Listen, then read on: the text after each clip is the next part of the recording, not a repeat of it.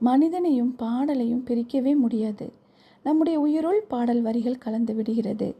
நம்மையும் உலகத்தையும் அண்ட சராசரத்தையும் பிரமிக்கத்தக்க அதிசயமாய் கர்த்தர் படைத்திருக்கிறார்.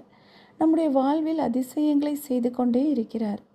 சங்கீதம் 9:1-2 வசனங்களில், கர்த்தாவே, என் முழு இருதயத்தோடும் உம்மை துதிப்பேன், உம்முடைய அதிசயங்களை எல்லாம் விவரிப்பேன், உம்மில் மகிழ்ந்து களி கூறுவேன், உன்னதமானவரே, உமது நாமத்தை கீர்த்தனை பண்ணுவேன் என்று தாவீது கூறியுள்ளார்.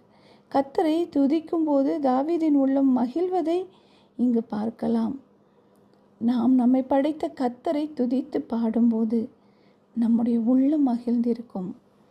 கர்த்தருடைய அதிசயமான கிரியைகளை சொல்லும் பாடல் வரிகள் ஒவ்வொன்றும் வெறும் வார்த்தைகள் அல்ல, அவை ஜீவனுள்ள வார்த்தைகளாய் நம்மை சுற்றிலும் நம்மை ரட்சிக்கும் பட்டயமாய் நம்மை சூழ்ந்து கொள்ளும்.